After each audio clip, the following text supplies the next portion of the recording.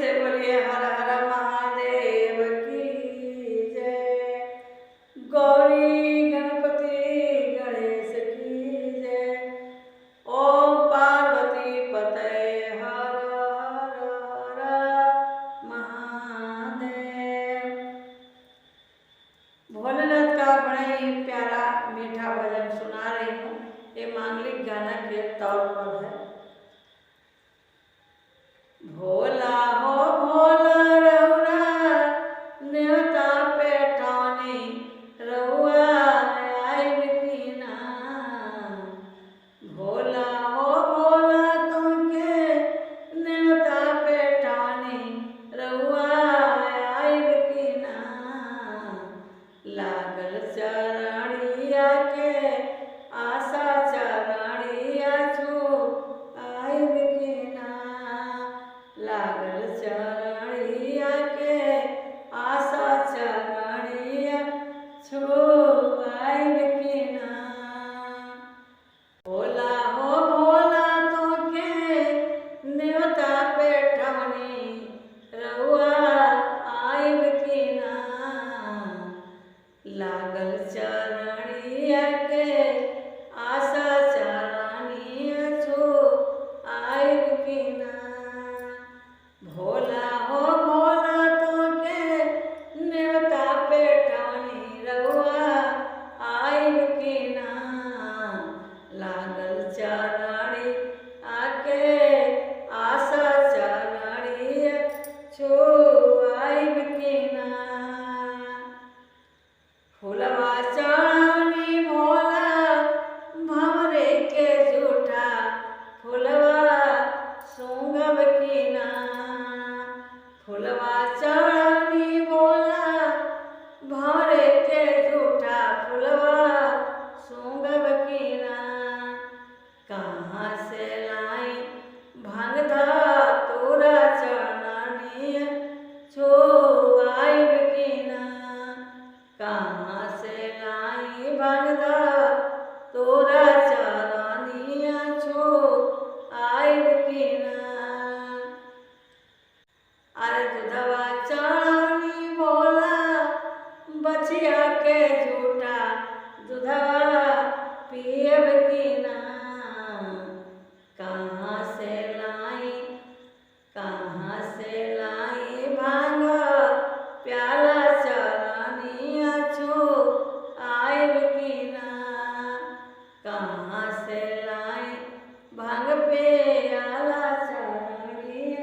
जलवा चढ़ानी बाबा मछली के झूठा जलवा पियब की ना। जलवा चढ़ानी बाबा मछली के झूठा जलवा पियब की ना। कहाँ से लाई गंगा धारा चढ़निया छू आइब की ना। कहाँ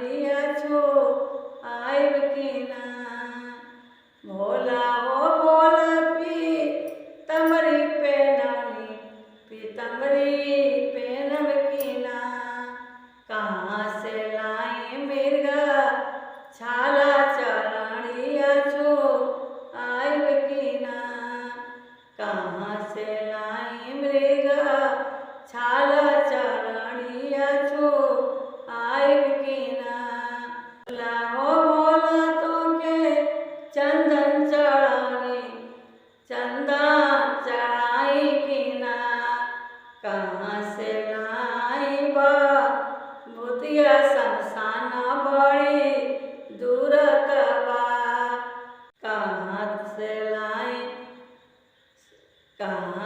लाई बा भूतिया शमशान डर लागत बा कहाँ से लाई बा भूतिया शमशान में बा कहाँ से लाई बा भूतिया शमशान में बा भोला ओ भोला तो के न्योता पेठानी रहुआ आइब कीना लागल चरणिया के आशा चरणिया छो